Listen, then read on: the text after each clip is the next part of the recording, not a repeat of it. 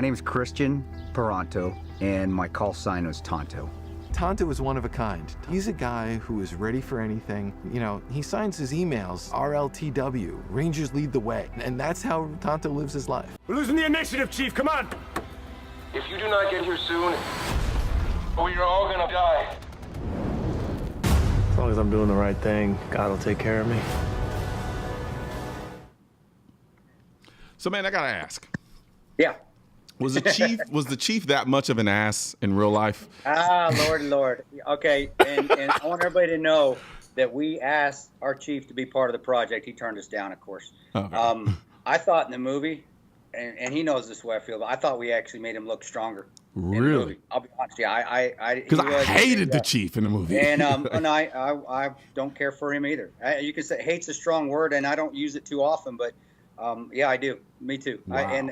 I think he came across, and the guy played him fantastic job. Yeah. Great. Love that guy outside of him, even though first thing he came up to me in Malta, I said, man, I just want to punch you in the face right now, even though he was the guy who was playing the chief, Yeah. and I was just kidding with him. But our chief was very more passive aggressive in real life than he was in the movie. In the movie, you had that one scene where he actually looked like he stood up and said, you know, this is where we live or die. Yeah. And like he actually was a leader and he took charge.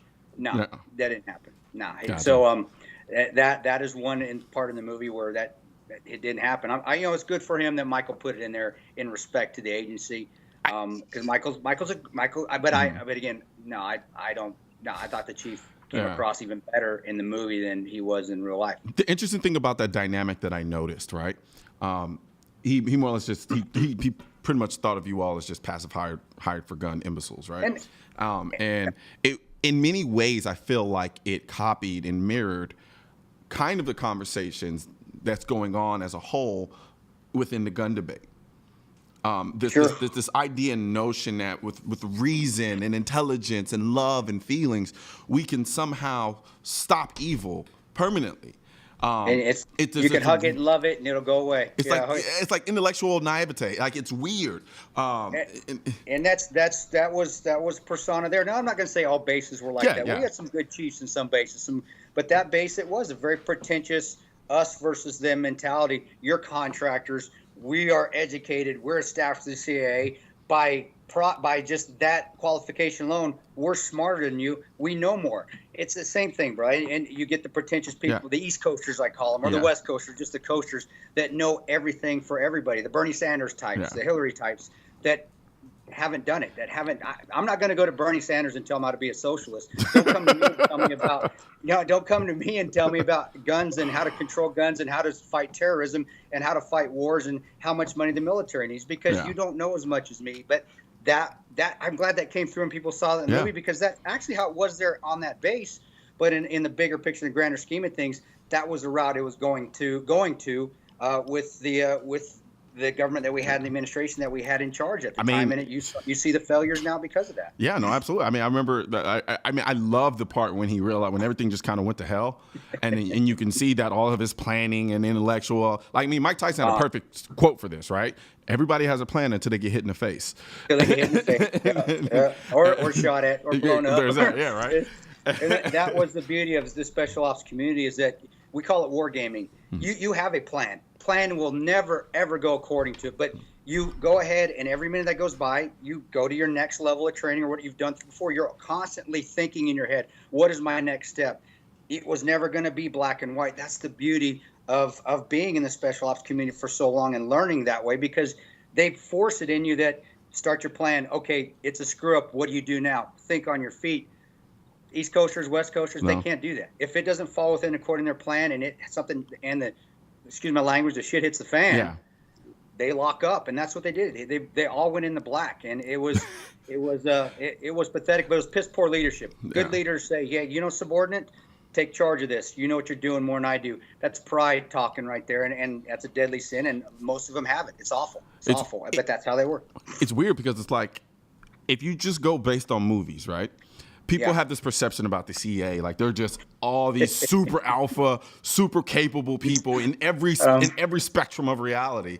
And there was a certain realism that I think played out in watching the very finite distinctions between the people running, the people with the guns, and the people who didn't have the guns, right? And it was very interesting.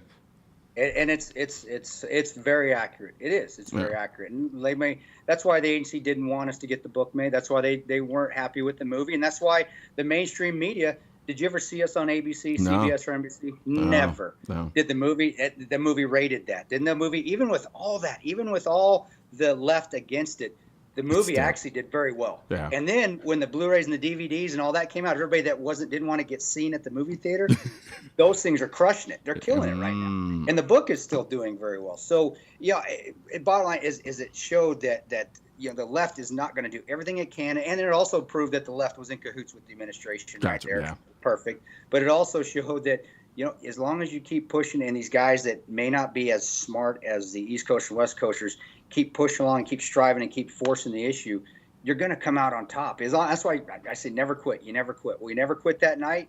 We bucked orders and went, and we're still not quitting as we move forward and continue to fight alongside with the NRA, because I'm an NRA member, but also fight for just the dang patriotism of the United States of America, which always seems to be in peril with these dang liberalists out there. Always does.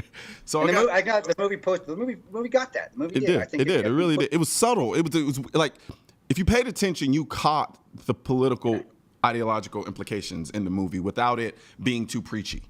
It was weird. It had this ability to be so many different things at one time. It had the ability to be this kind of mindless action movie, while at the same time being this kind of exploration of the different dynamics between the different aspects of our military, parts of our political structure, all of those things at the same time. And I know it's based off of actual real life situation, right? But that's what makes it so weird. And that's the beauty of Michael Bay, but that's also the beauty of the scriptwriter Chuck Hogan, which people Google Chuck Hogan. Yeah. He's a talented scriptwriter. He wrote The Town, or Prince of Tides, and then the script for The Town that won the Academy Award. Okay.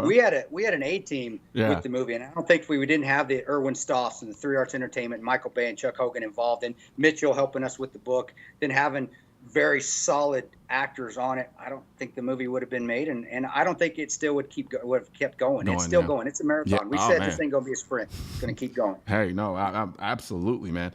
And so, at the time when you were there that night, right, at the very beginning of the night, was there at any point, did anything come over you? Were there any thoughts that were like, something is going to happen here, something's wrong? Or did it kind of just smack you on the face like, holy crap, this thing went to hell? No, you know what? I had Boone there with me. Boone and I had deployed for 10 years together. We were at Blackwater. We were Class 1 at Blackwater together. So I was how lucky is that? I was blessed to have my best friend there with me. That we'd been in Iraq, Afghanistan, Yemen, Pakistan, right there next to me. Him and I knew it was, and we were looking at each other because we kept getting word. We did throughout the night till about 2 or 3 in the morning. Hey, there's a fast company of Marines coming. Oh, no, they're not. Hey, they're getting the 555th, the QRF element, the 555th fighter wing, that's F-15s out of Aviano. They're getting ready to ramp up. They're coming. Oh, no, they're not. Hey, there's a SIF team coming from Spain or Croatia. Oh, no, it's not. And eventually, it was comical. At 3 in the morning, I mean, Boone would come to me and we'd joke. He'd be like, oh, hey, Boone say, yeah, D-boys are coming in from the States. And I look at him and be like, yeah, that ain't going to happen. And he'd do me like, yeah, those guys ain't coming. So, I mean, it came from, yeah, people are coming the first couple hours once we got back to the annex, which was around midnight, to like, this is a joke. Let's just make fun of it. All right, they're going to attack us. Let's see if they come at us again, and let's just kick their asses till they quit coming or until we can't do it anymore. And but that was the beauty of having one of your best friends there, because I knew he had my back regardless. Whatever happened, he's right next to me. And there was a scene, if you saw in the movie, after me and Boone were talking. I've seen it several times. Where Boone and I, towards after that second firefight, where it's very brief in the movie, but it actually was longer than this, where I said, we may have to get off this roof because they're going to get this figured out soon. We're going to have to. Gotcha. I remember that. Yeah. Actually, what I said to Boone is I said, hey, brother, they are going to get this figured out. They're going to come at us with technicals. They're going to come at us with something bigger. We're going to have to get off this roof, and we're going to have to go at them. That means we're going to have to get off our safety. Yeah. What I was looking for was just confidence from him that he had my back, and he was my brother. And honestly, all he had to say to me, and he just looked at me in the eyes, and he just said, yep. And I knew that he was with me. And honestly, I still get choked up thinking about it. Like, your best. That's all he had to say. I knew, read his mind. let's go get off this roof. Let's go do it. We're not, and we knew we weren't going to be coming back. If we got off that roof and going out of our compound with our M4s, we ain't coming back. But he's going with me, and that's why we miss what we do. That's why we love what we do. Yeah. Now with the gun that you carried, the gun that Tanto carried in the movie, the rifle Tanto carried in the movie, was that the actual rifle that you ran that night? I am not allowed to give the nomenclature because it's classified. Whatever. Agency, I swear, even though they let their own people go on TV and show their stuff all day. But I had an M4. I can't tell you what it was. Okay. But I also had a machine gun with me too. Okay. I had both. I had both. I carried both. I don't look like a big guy, and I'm not. But Rangers got to hump some weight. So I had my belt-fed machine gun, which they look similar. I'll tell you, yes, those are what I was carrying. I just can't tell you exactly the brand of what they are, but. Look at it. You guys have run guns. You know those things, right? Those were the type of We'll figure it out.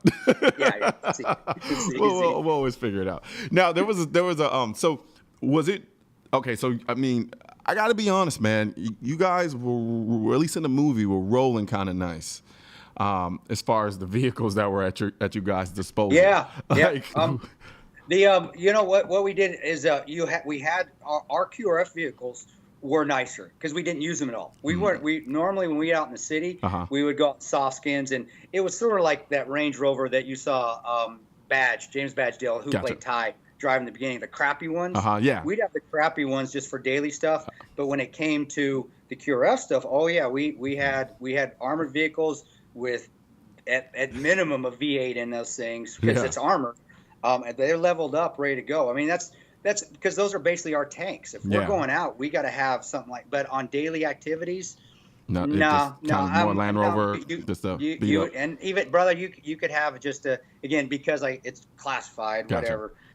You would have like a medium SUV or just something that we just go buy off the local economy. And blend in. No, people don't realize that in armored vehicles you still, even if it looks. It's supposed to blend. Armored vehicles, they move. They just sit, and you don't sit right in them. And in Kabul, Afghanistan, we drive in armored vehicles in some of our ops, and the kids could point us out down the road. I mean, I'd be in a car that it's supposed to look like a local, and these kids down the road 100 meters be like, "Oh, there's America," because you sit different. And it's a case of, what do you want to do? Do you want to blend in or do you want to have protection? Gotcha. Well, I want to blend in. That's my protection. Now, there was a pretty intense scene in the movie where it seemed like that armored vehicle basically saved the lives of everybody in it. Was that a pretty accurate representation of how? The State Department guys, they had to drive armored vehicles. They're not allowed. They aren't allowed to drive anything but armored because they're high profile anyway. They're not supposed to be blending. They're State Department. That thing. Wow, that thing when we came in, and even the next day, them tires were still, them run flats were still, Are you serious? They were still burning. Yeah, I couldn't believe those guys were still alive. They got crushed, and that's what happened. The State Department, in their infinite wisdom, had built that consulate right next to the guys that attacked him. And South Korea safe house was right next to him. That's why Jack and Ty said, and he said, "Man, you go out of this gate." Both of them told Scott, "Go left and not right. Go to Gunfighter." We said, "Go to Gunfighter, not Adidas." That's why we came down Gunfighter. So again, people, all the movies fabricate. That's what happened. That's why we told them, because Ansar Sharia were their neighbors. The group that attacked them, they traded sugar to each other. It's like, "Hey, can I have a cup of sugar?" Gotcha. I mean, it was just piss poor State Department ops at the time, but that's what you expect from honestly from a Hillary Clinton State Department right there, and Susan Rice and all them other. Don't even get me started. That's a whole nother interview, brother. We can do a whole nother one on that. Well, we're keeping you on for the hour, so guess what? Oh, cool. A whole nother interview. We're gonna take a quick break though before we come back.